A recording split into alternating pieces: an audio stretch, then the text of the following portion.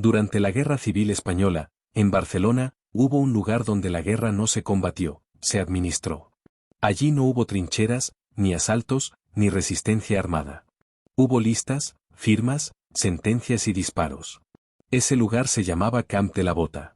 Entre 1936 y 1939, aproximadamente 8.000 personas fueron ejecutadas allí. No murieron en combate. No fueron abatidas por el ejército sublevado. Fueron fusiladas por tribunales republicanos, en la retaguardia, lejos del frente y fuera del ruido de la guerra. Este dato, por sí solo, resulta incómodo. Porque rompe un relato sencillo. Porque obliga a mirar donde durante décadas se prefirió no mirar. En el imaginario colectivo, la represión durante la guerra civil suele asociarse casi exclusivamente al bando vencedor. Y con razón, el franquismo construyó un sistema represivo planificado, prolongado durante décadas. Pero esa verdad no elimina otra, más difícil de aceptar: en la zona republicana también se mató. Y no solo en los primeros días de caos, ni únicamente por acciones incontroladas. En Barcelona, la muerte fue organizada, burocratizada y ejecutada con apariencia de legalidad. El Camp de la Bota no fue el resultado de un arrebato. Fue un procedimiento. Los hombres y mujeres que murieron allí no fueron llevados ante un pelotón por sorpresa. Antes pasaron por tribunales. Tribunales que se llamaban populares, que decían juzgar en nombre del pueblo y de la República. Tribunales que, en muchos casos, no buscaban esclarecer hechos, sino confirmar sospechas, castigar filiaciones políticas o ajustar cuentas personales. En muchos juicios, la defensa fue simbólica. La acusación, imprecisa. La sentencia, previsible. Y después, la noche. Camiones que salían de las cárceles de Barcelona. Personas que sabían que no volverían.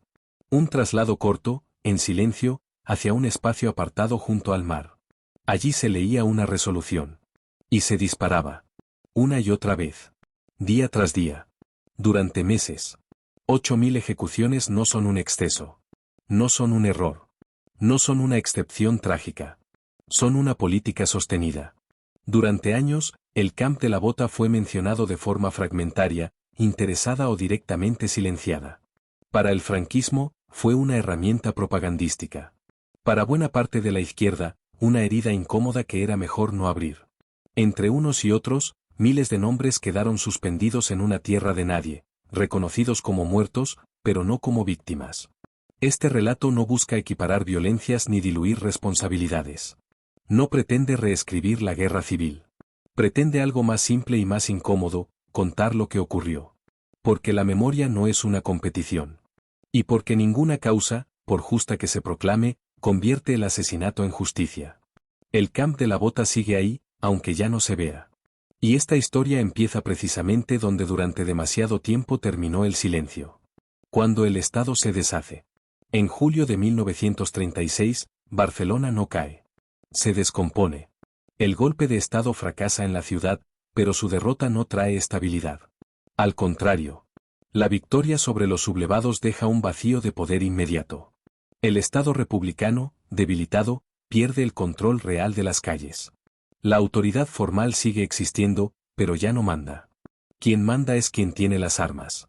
Durante días, y luego durante meses, Barcelona queda en manos de milicias obreras, comités revolucionarios y patrullas armadas que no responden a una cadena de mando clara. Cada organización actúa según su propia lógica, su propio miedo y su propia idea de justicia. En ese contexto, la legalidad republicana no desaparece de golpe, pero deja de ser eficaz. Y cuando la ley deja de proteger, la violencia encuentra espacio para justificarse. El enemigo ya no está solo en el frente. Está en el barrio. En el edificio de al lado. En el compañero de trabajo que piensa distinto. La palabra fascista se convierte en una acusación suficiente. Su significado se diluye, se expande, se vuelve impreciso. No designa únicamente a quienes participaron en el golpe. Abarca a religiosos, a conservadores, a antiguos militares, a empresarios, a personas sin militancia definida y, con el tiempo, incluso a republicanos considerados tibios o sospechosos. En una ciudad dominada por el miedo, la sospecha es más fuerte que la prueba. La represión no nace de una orden central clara, sino de una suma de decisiones tomadas en nombre de una causa que se siente acorralada. Barcelona vive entonces una paradoja brutal. La ciudad que se presenta como bastión de la libertad frente al fascismo empieza a normalizar la detención arbitraria, la denuncia anónima y la eliminación del adversario político. No como un accidente, sino como una necesidad. Se mata porque se cree que no hacerlo sería perder la guerra. En este contexto, la violencia deja de ser excepcional. Se convierte en rutina. Las cárceles se llenan rápidamente. Personas detenidas sin orden judicial, sin cargos definidos, sin fecha de juicio. Familias que no saben dónde están sus familiares ni de qué se les acusa. El miedo se instala en la vida cotidiana. No solo para los detenidos, también para quienes todavía están en libertad. ¿Cómo se transforma una sociedad que lucha por sobrevivir en una sociedad que acepta matar sin garantías? La respuesta está en el colapso del Estado. Cuando el poder legítimo pierde el control de la violencia, otros lo ocupan. Y esos otros necesitan mecanismos para justificar sus actos. No basta con disparar, hay que dar forma a la muerte. Hay que convertirla en algo administrable, defendible, incluso moralmente aceptable.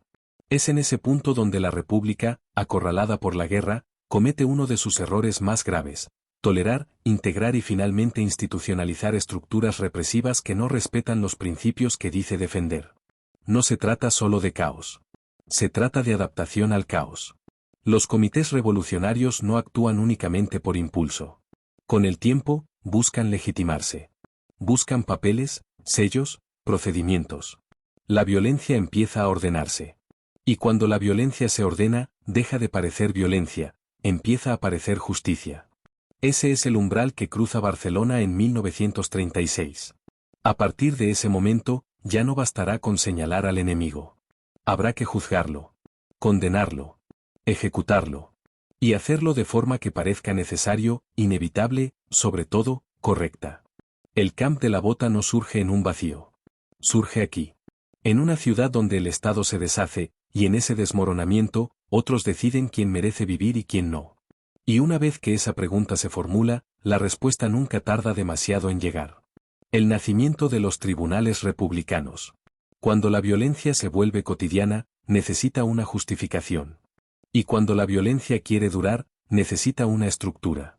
En la Barcelona de 1936, esa estructura adopta una forma concreta: los tribunales populares, más tarde llamados tribunales revolucionarios o tribunales especiales. Su nombre sugiere justicia. Su función real es otra: decidir, con rapidez, quién debe morir. Estos tribunales no aparecen de forma espontánea ni desordenada. Surgen como respuesta a una presión doble. Por un lado, la necesidad de controlar la violencia desatada en las calles, de canalizarla y darle un marco reconocible.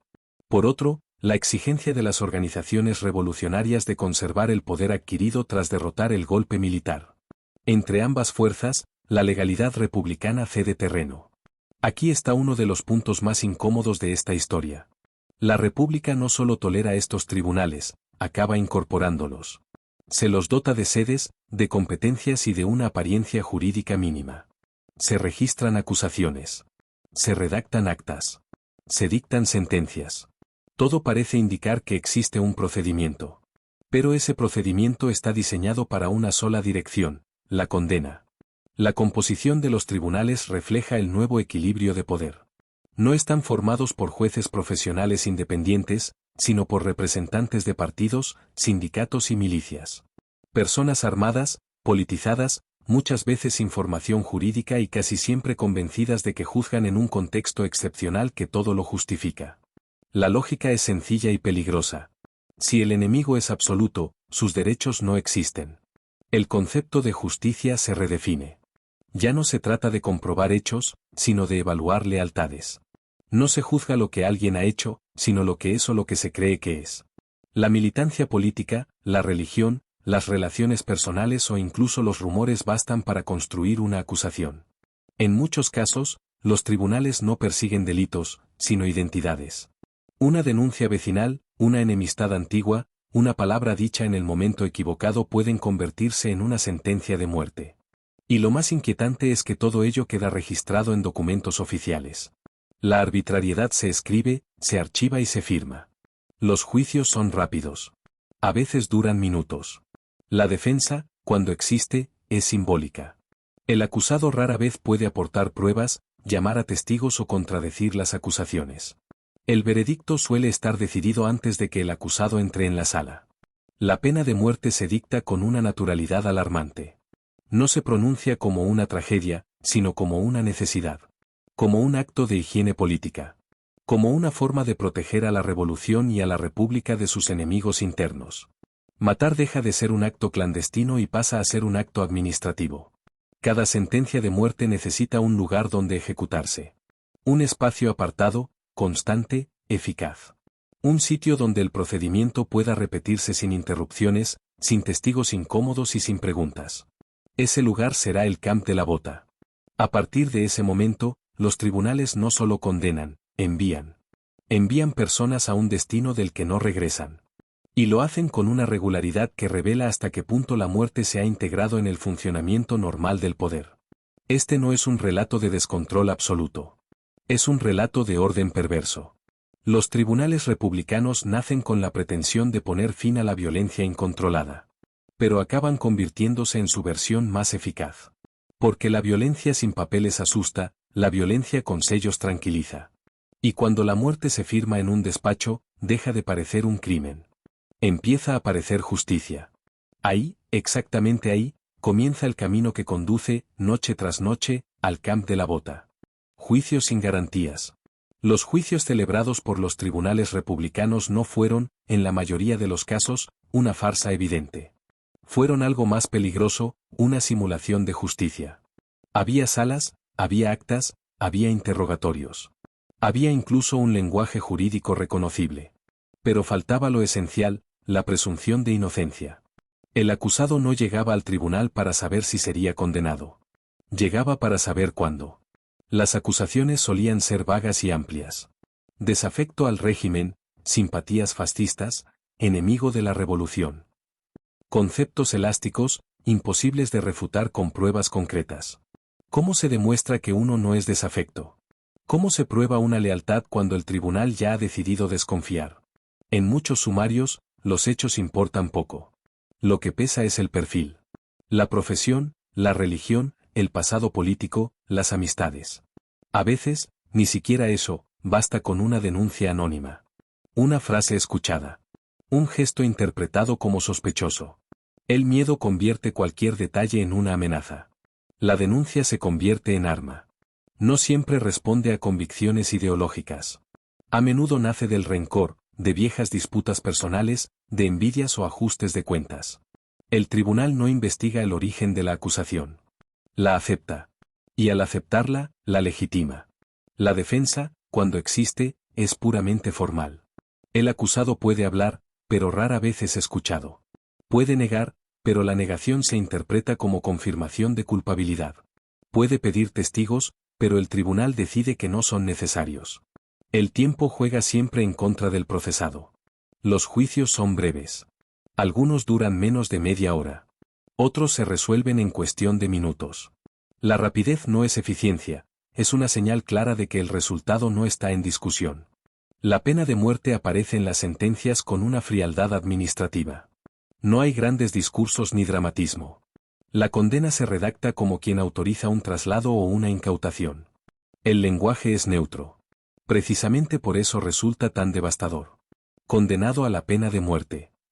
Sin adjetivos. Sin explicaciones. Sin recurso real.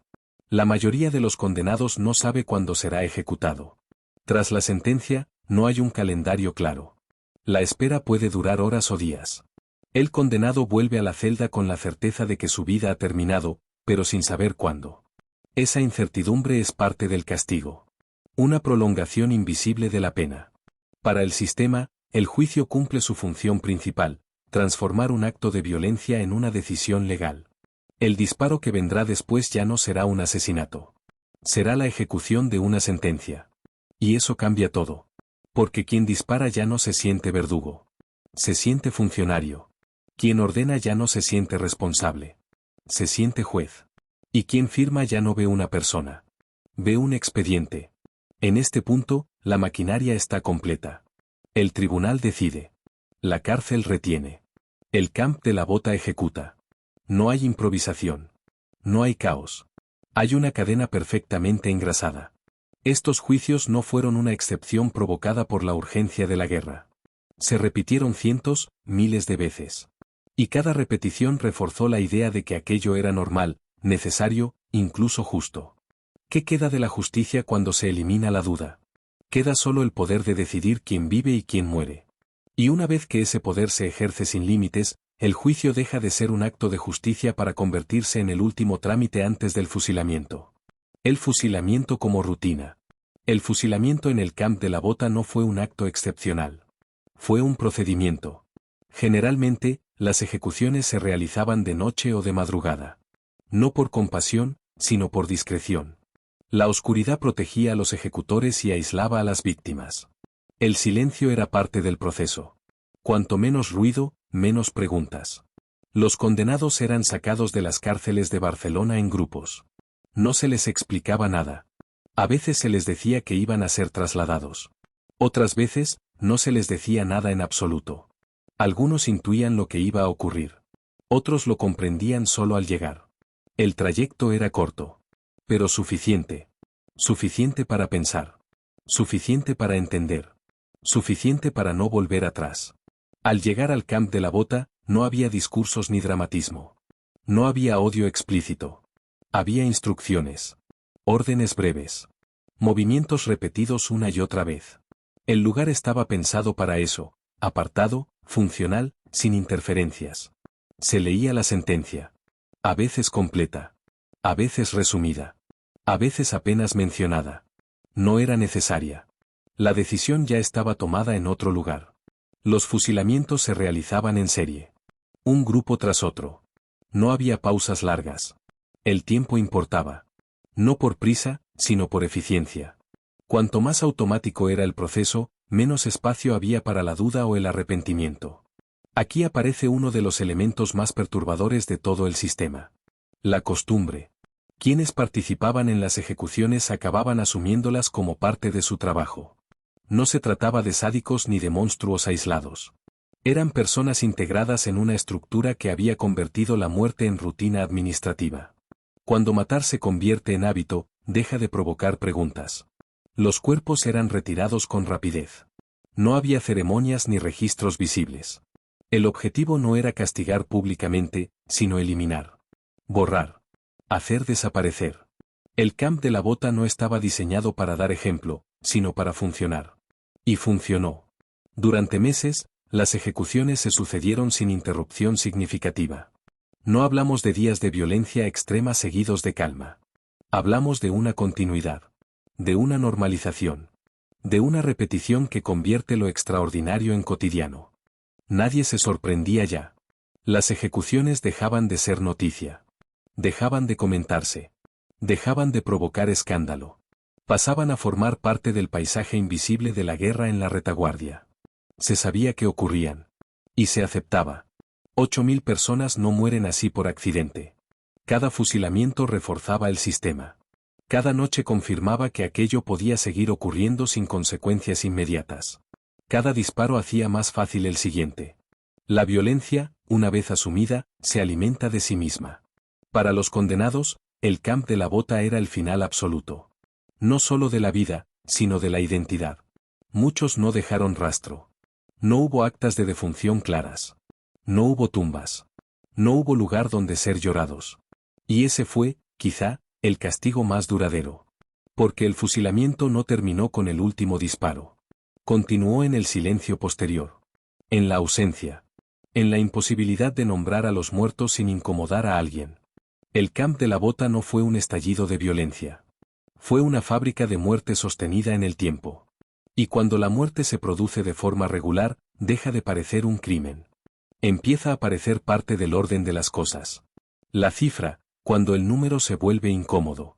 Hablar de 8.000 ejecutados no es solo citar una cifra. Es enfrentarse a un problema. Porque los números, cuando son demasiado grandes, tienden a anestesiar.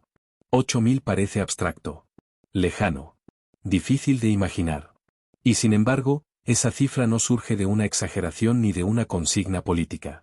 Surge de archivos, de sumarios, de registros parciales, de nombres repetidos una y otra vez en documentos oficiales. Los historiadores no discuten si hubo ejecuciones en el Camp de la Bota. Discuten cuántas pudieron ser documentadas con certeza.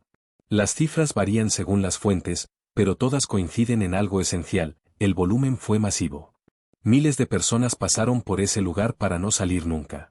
Y lo más revelador es que la dificultad para precisar el número exacto no se debe a la ausencia de ejecuciones, sino a la falta de registros completos. Muchos fusilamientos no dejaron rastro administrativo claro. No todos los cuerpos fueron identificados. No todas las sentencias se conservaron. No todas las muertes se inscribieron como tales. En algunos casos, las familias supieron lo ocurrido solo por rumores. En otros, nunca supieron nada. El silencio documental no fue casual, fue parte del sistema. Cuanto menos constancia escrita, menos responsabilidades futuras. Por eso, cuando se habla de 8.000 ejecutados, se habla de una estimación conservadora. De un mínimo. No de un techo. Y aquí conviene detenerse un momento. 8.000 personas ejecutadas en la retaguardia de una ciudad que no estaba siendo bombardeada de forma sistemática durante buena parte del periodo. 8.000 muertes lejos del frente, lejos del combate, lejos del enfrentamiento armado directo. Eso no describe un exceso puntual. Describe una política. Una política que necesitó tribunales, cárceles, transportes, personal armado, turnos, logística y continuidad en el tiempo. Nada de eso funciona sin aceptación, aunque sea pasiva. Nada de eso ocurre sin que muchas personas miren hacia otro lado. La cifra, por tanto, no solo habla de víctimas. Habla de una sociedad entera sometida a una lógica de eliminación. Y cuanto más se repite el número, más incómodo se vuelve. Porque obliga a preguntarse no solo cuántos murieron, sino cómo fue posible que murieran tantos sin que el sistema se detuviera. Las familias, el castigo que no terminó con la muerte. Si el fusilamiento fue el final para los ejecutados, no lo fue para quienes quedaron atrás. Las familias de las víctimas del Camp de la Bota entraron en una forma distinta de condena, la del silencio, la espera y el miedo. No recibieron cuerpos. No recibieron explicaciones claras.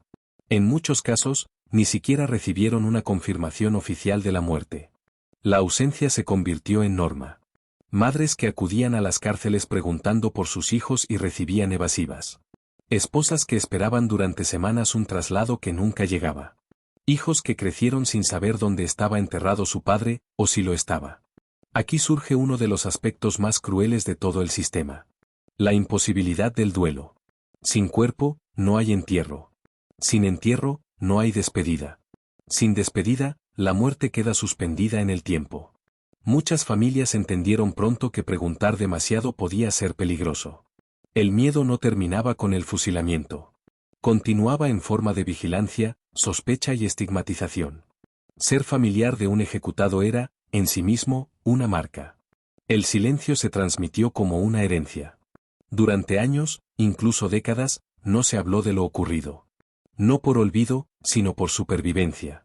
Recordar podía traer consecuencias. Nombrar a los muertos podía interpretarse como una provocación. Así, la memoria quedó confinada al ámbito privado, fragmentada, incompleta. El castigo fue colectivo y prolongado. No solo se eliminó a quienes el sistema consideraba enemigos. Se condenó a sus familias a vivir con preguntas sin respuesta. A cargar con una ausencia sin explicación oficial. A aceptar que su dolor no tendría reconocimiento público. Muchos descendientes supieron la verdad tarde, mal y a medias. A través de documentos encontrados por azar. De archivos abiertos décadas después.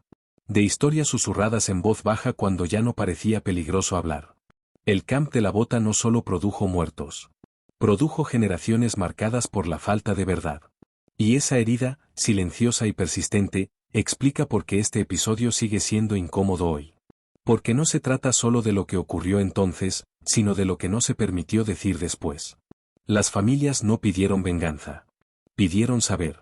Y durante demasiado tiempo, ni siquiera eso les fue concedido. El silencio de la izquierda.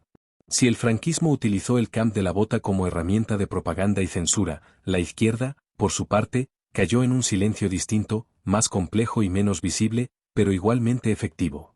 No fue un silencio impuesto desde fuera, sino un silencio elegido, por incomodidad y por cálculo político.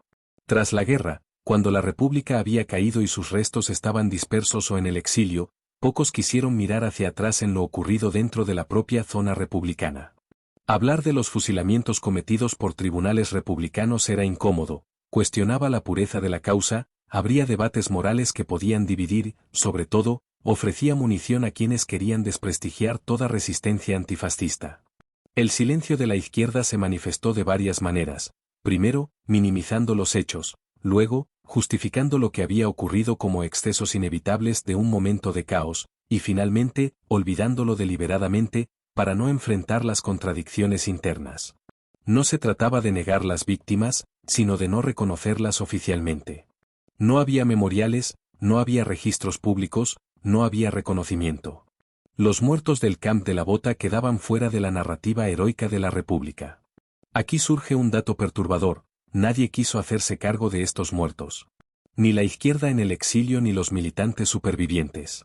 Los nombres se borraron de la memoria colectiva, o se relegaron a archivos inaccesibles. Y mientras tanto, las familias quedaron atrapadas en un limbo, sin explicación, sin reconocimiento, sin duelo.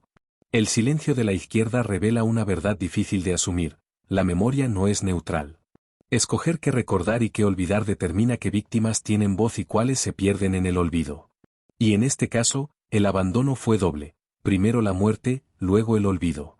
Un lugar sin huellas. Hoy, el Camp de la Bota existe solo en mapas antiguos, en documentos dispersos, en memorias fragmentadas. La ciudad creció sobre él. Los edificios, las calles y los parques cubrieron los espacios donde miles fueron fusilados, muchas veces sin ceremonia, sin testigos, sin posibilidad de duelo. No hay señalización clara.